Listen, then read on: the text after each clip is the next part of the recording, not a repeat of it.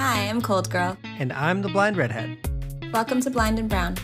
Let's get into it.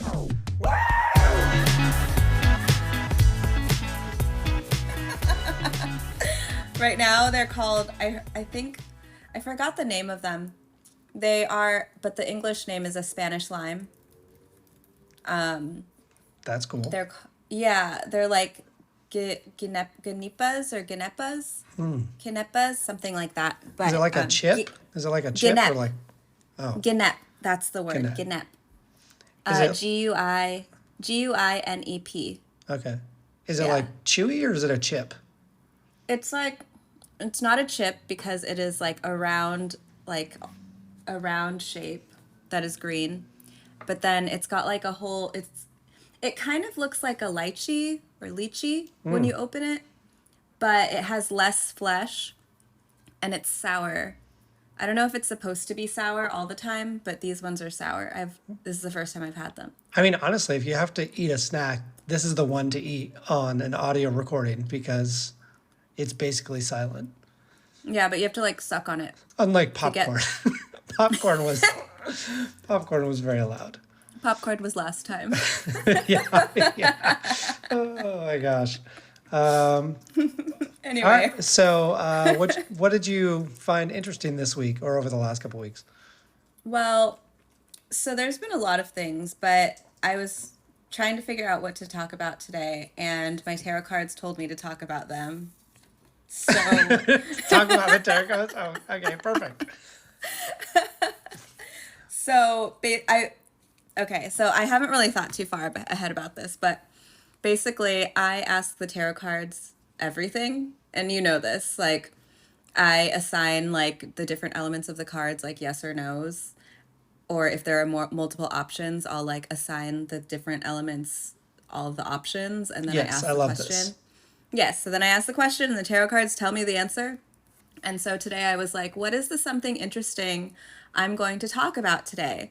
And I was like, am I going to talk about solidarity economy? And it was like, no. And I was like, that's rude. And I was like, am I going to talk about economics for emancipation? And they're like, no. And I'm like, okay. Like, am I going to talk about tarot? And they're like, yeah. Okay. Wow, they have an agenda here. Right? So I think they want me to talk about them, and but something that I've been thinking about a lot in terms of the tarot cards has been like how, I don't know the right like way to put this into words, but like how essentially allowing them to make decisions for you, like, is that like fate? Is that like energy? What is that sort of thing? I mean, it's just like flipping a coin. It's a similar sort of idea, but is there some sort of energetic connection to these cards or to these decisions that you make when you ask these questions that we might not be like tapped into consciously?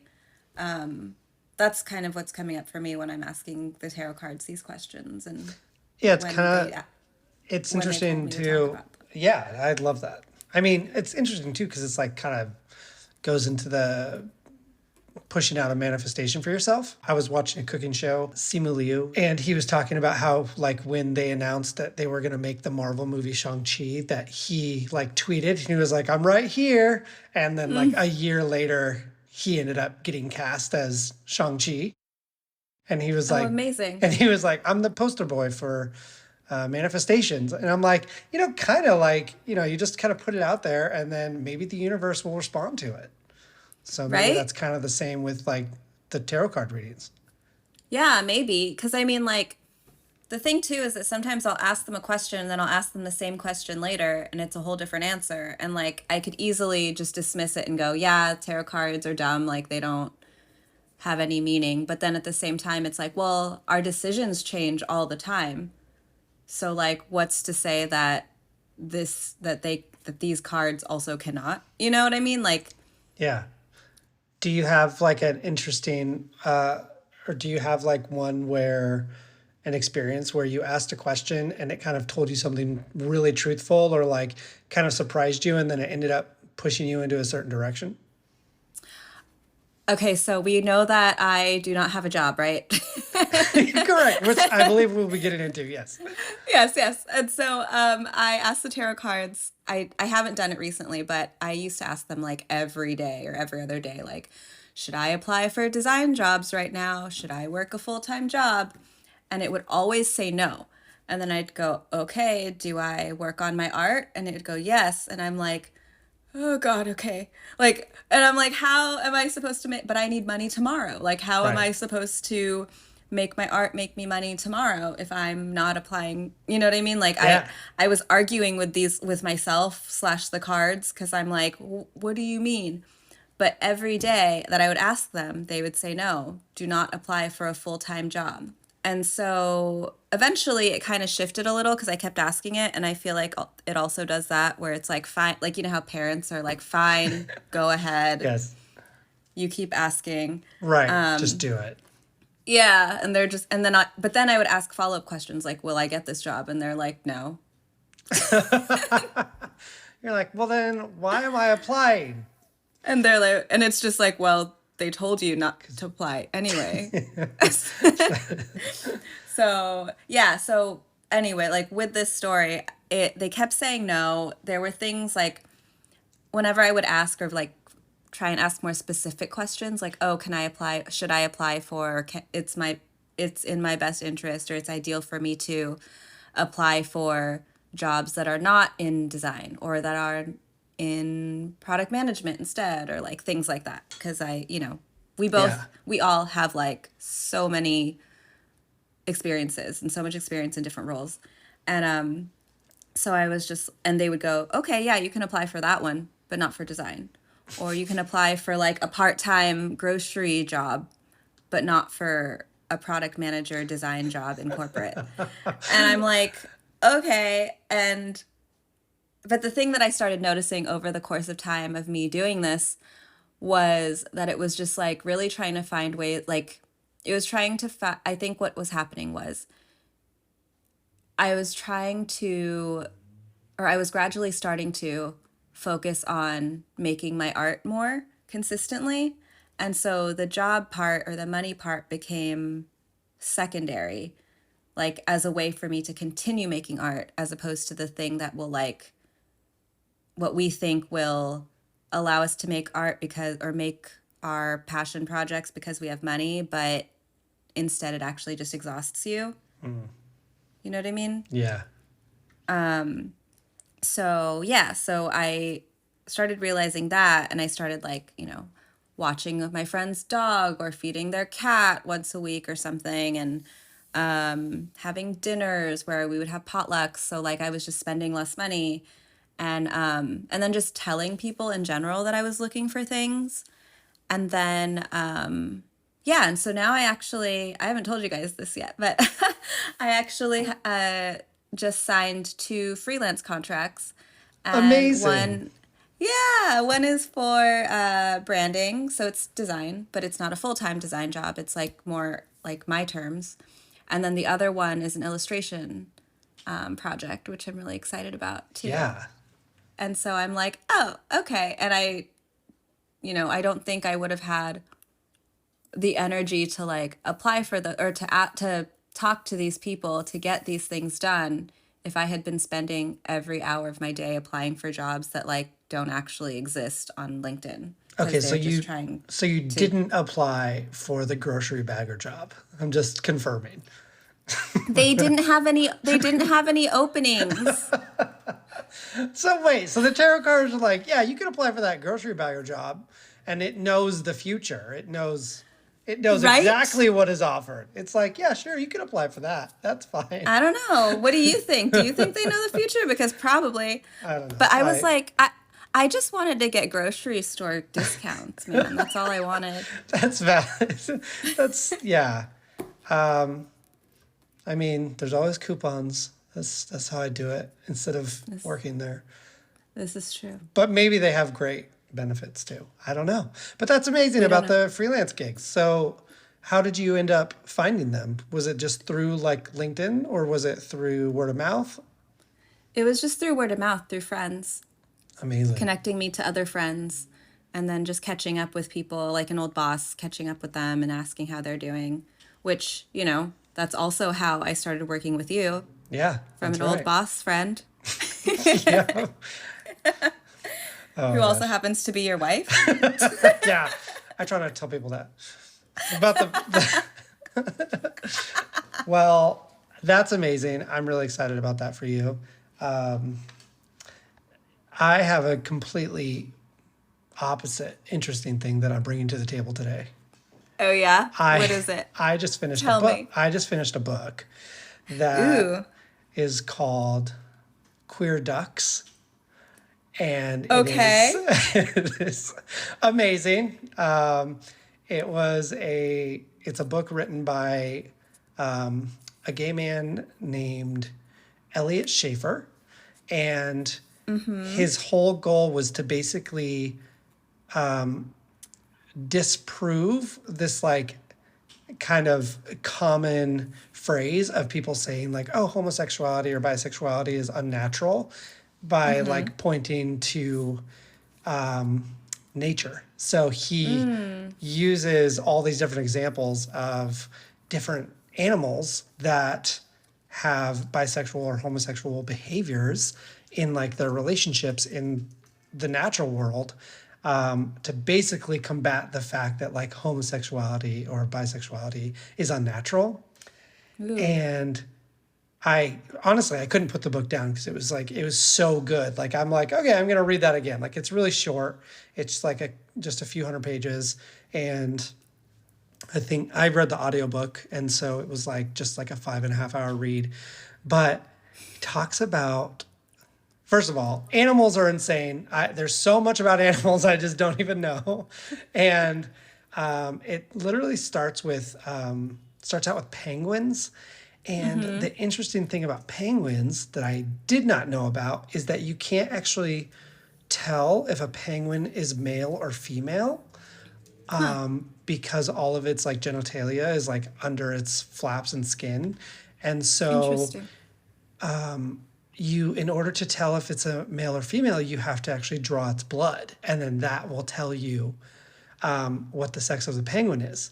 So what happened was basically this zoo got a bunch of penguins and like it had a whole bunch of couples, and the zoo assumed that they were all heterosexual couples, but they found out that the penguin named Kurt was actually Karen, and the penguin named Erica was actually an Eric, and Eric and Kurt were together, and Karen and Oh. Samantha were together, and then like yeah, there was like one heterosexual couple out of like six pairs, Oh.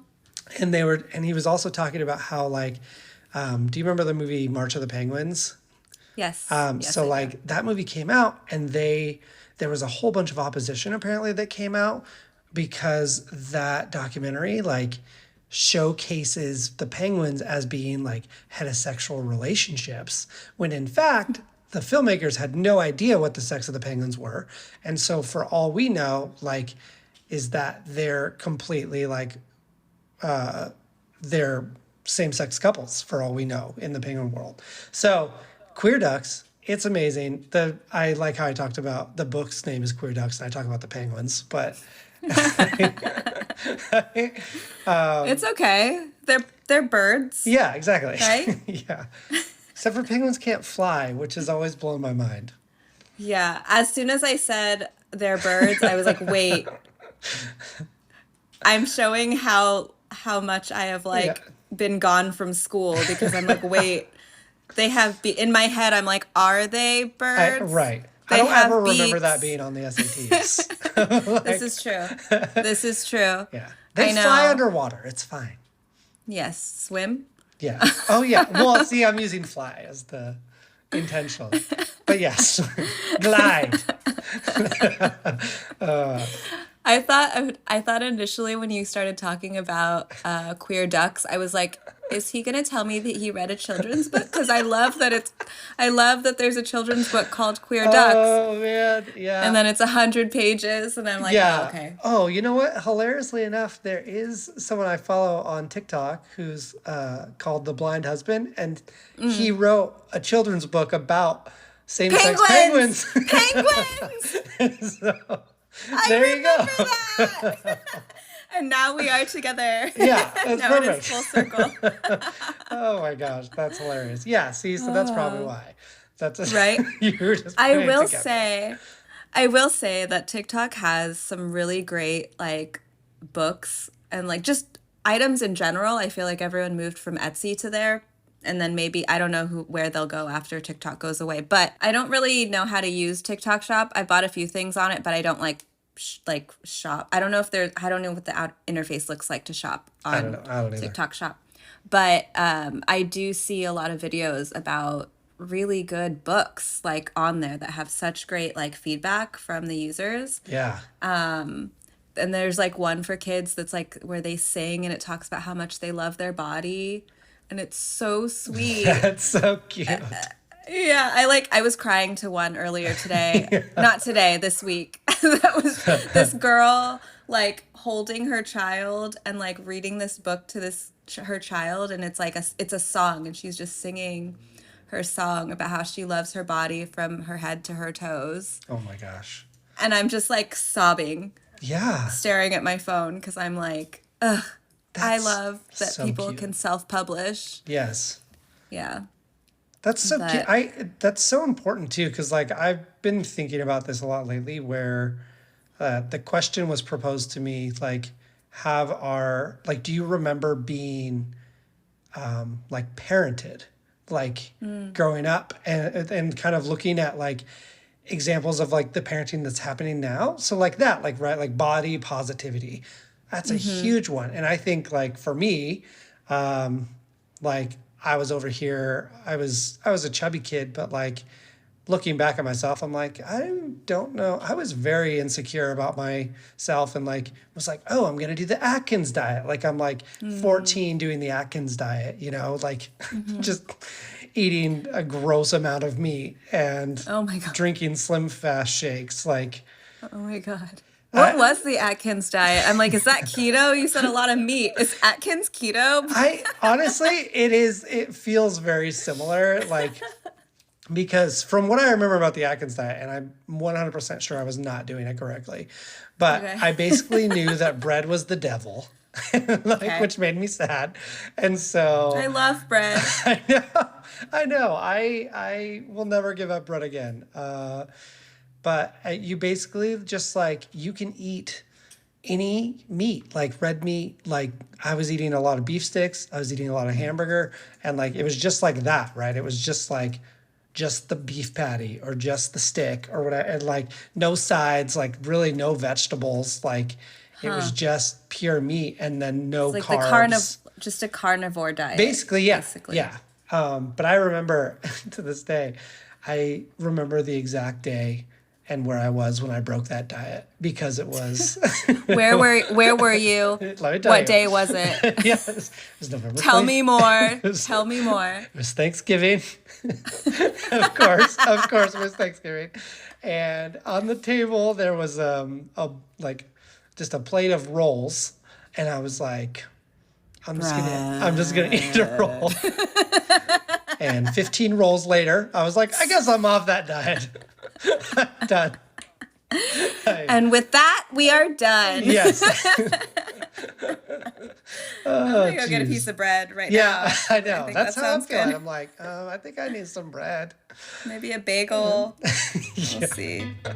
Oh my gosh, that's hilarious. We will see you next time. Bye. Thanks so much for listening. We really appreciate you tuning in. Don't forget to follow us on our socials to stay updated and connect with us between episodes. You can find us on TikTok and Instagram at Blind to Brown Podcast. We'd love to hear your thoughts, so feel free to drop us a message or tag us in your posts. Until next time, take care, and thanks for listening.